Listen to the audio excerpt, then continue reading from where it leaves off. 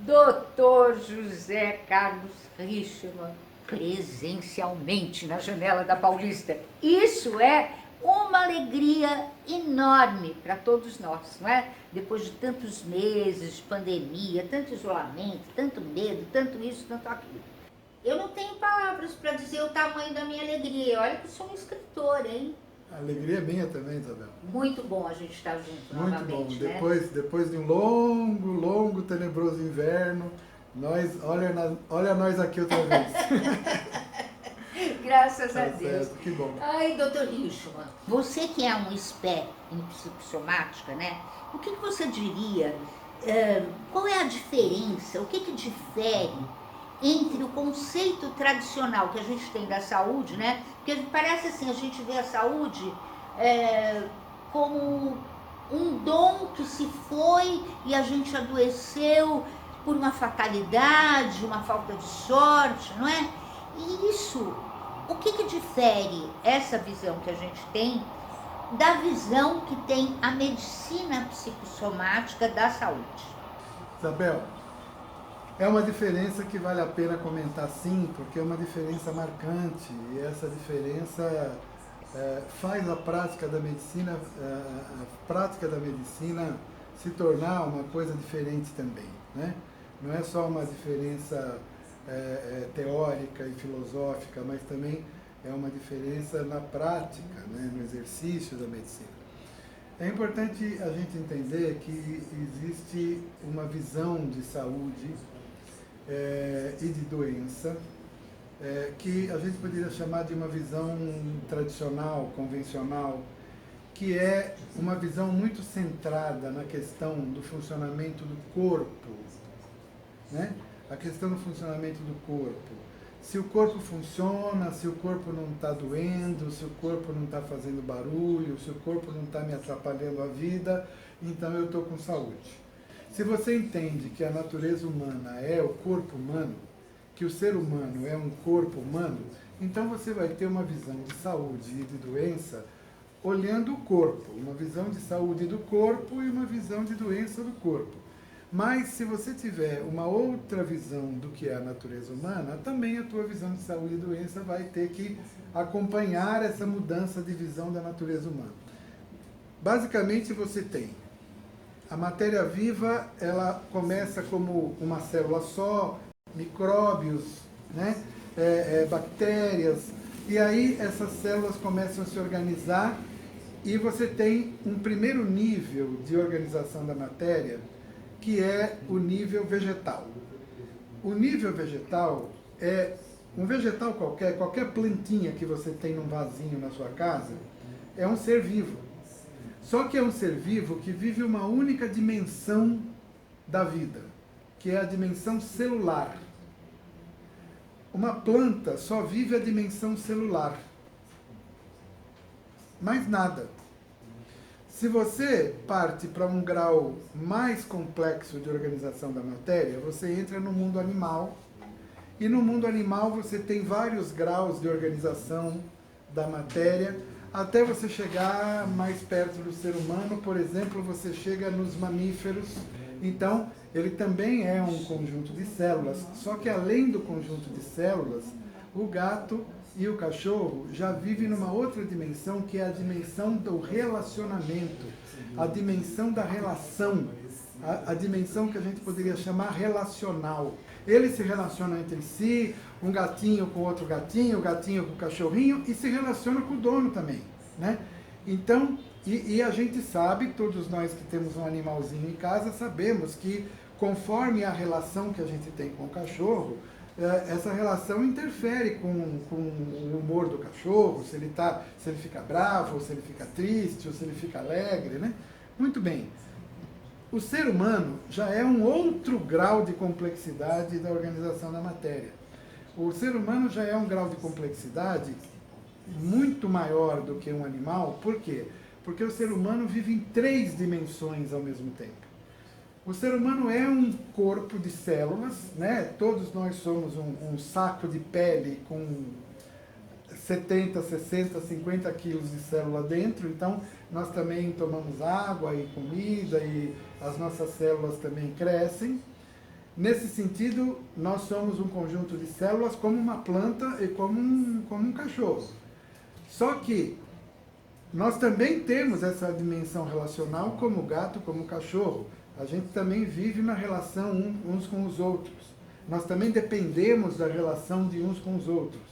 Só que nós temos um outro nível de complexidade que nem a planta, nem o gato, nem o cachorro tem, que é o nível simbólico, é o nível da consciência.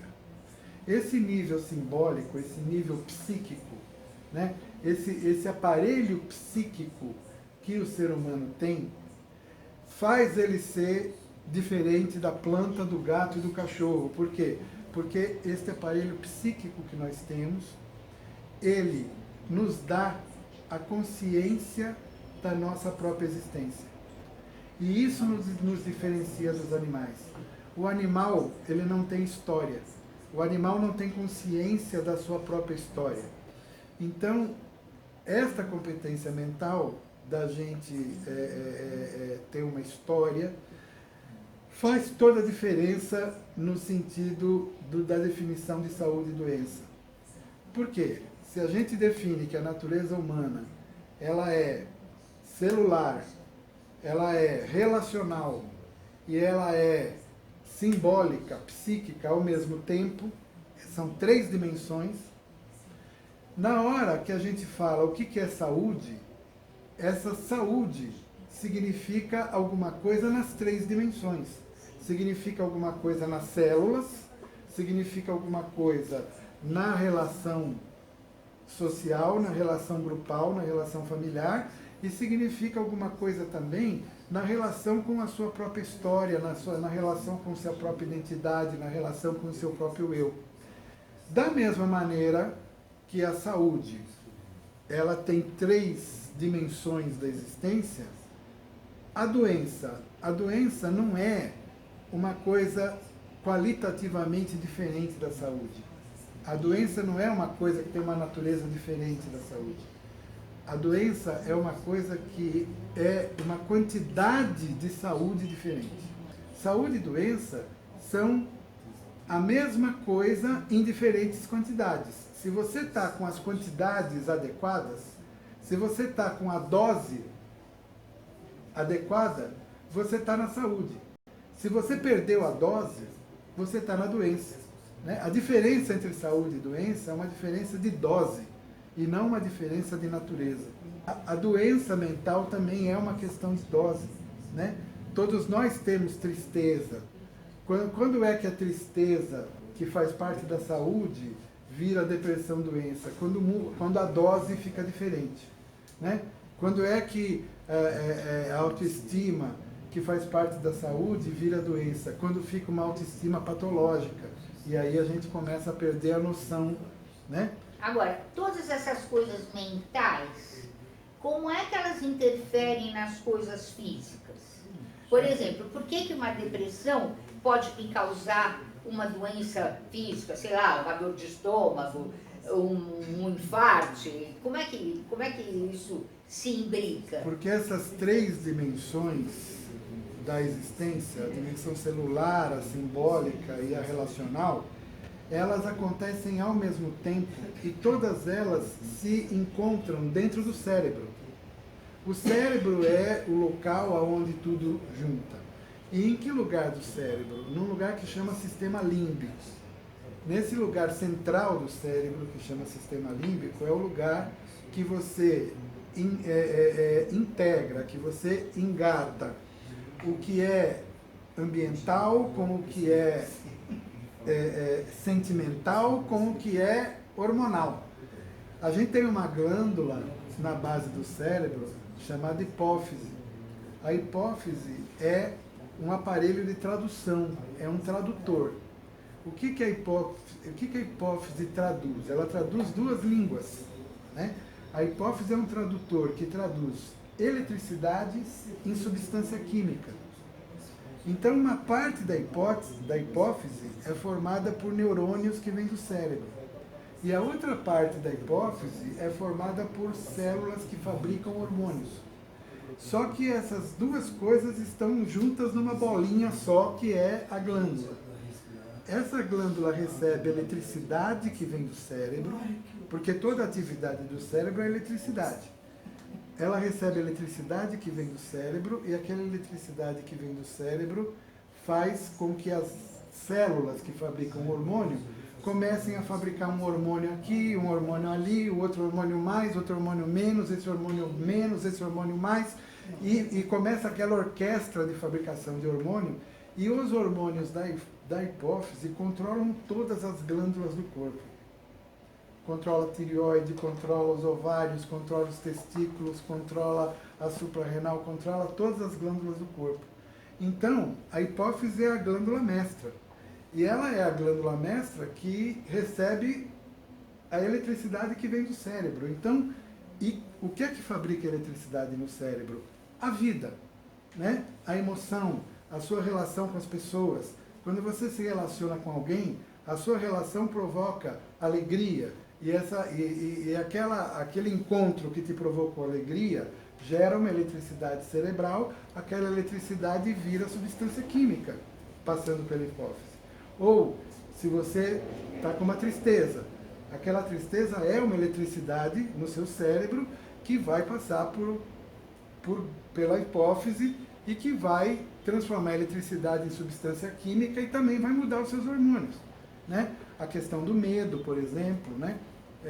Você tem, no caso da ginecologia, você tem uma situação clássica, você tem a situação, isso não é muito comum hoje em dia, porque os hábitos mudaram, mas é uma coisa que antigamente acontecia, na época lá dos avós, né? Acontecia de uma moça, quando ela dava o primeiro beijo no rapaz, e era uma coisa muito proibida que ela desse um beijo no rapaz, né? Quando ela dava um primeiro beijo no rapaz, muitas vezes ela ficava com medo de ter ficado grávida porque deu um beijo. E o medo de ter ficado grávida fazia ela parar de menstruar. Até que ela percebesse, até que ela aprendesse, alguém ensinasse para ela que o beijo não ia engravidar, aí o medo diminuía e a gravidez e a menstruação voltava a acontecer, né? Então você veja que uma emoção de medo gera uma eletricidade, essa eletricidade mexe com os hormônios mudam o ritmo da menstruação, né? É incrível, né? Mas a gente não percebe nada disso. Está tudo interligado. Mas a gente não percebe. O senso comum acha que a doença é só uma fatalidade. E que é, né, né? só uma coisa corporal. E corporal, né? apenas. Essa visão de doença como uma coisa exclusivamente corporal, ela tem uma origem muito mais econômica, né? Porque, veja, essa visão de saúde que envolve o corpo, que envolve os relacionamentos sociais, que envolve o funcionamento mental, é uma saúde que, para cuidar disso, custa mais caro, né? É uma coisa mais complexa, uma coisa mais complicada. É mais barato você cuidar do corpo, porque cuidar do corpo é uma coisa mais objetiva, mais barata, você compra um remedinho, né? E mais mensurável. E mais mensurável, dá para transformar em números, dá para você ver quanto custa. É mais fácil você administrar matematicamente essa coisa da saúde do corpo, né? Quando começa a falar da saúde da vida social, da saúde mental, você começa a ter dificuldade de medir, começa a ter dificuldade de avaliar quanto custa, começa a ter... Então, sim, claro, existe uma raiz econômica que favorece essa visão da saúde e da doença como uma coisa só corporal, mais nada, né? Mas essa visão econômica, ela faz o conceito de saúde e doença ficar artificial, porque, na realidade, esse conceito tem o tamanho da complexidade da própria natureza humana. É isso aí, Dr. Hirschman. Muito obrigada, Dr. Hirschman, por sua presença de verdade, né, dessa vez, aqui na nossa janela da Paulista.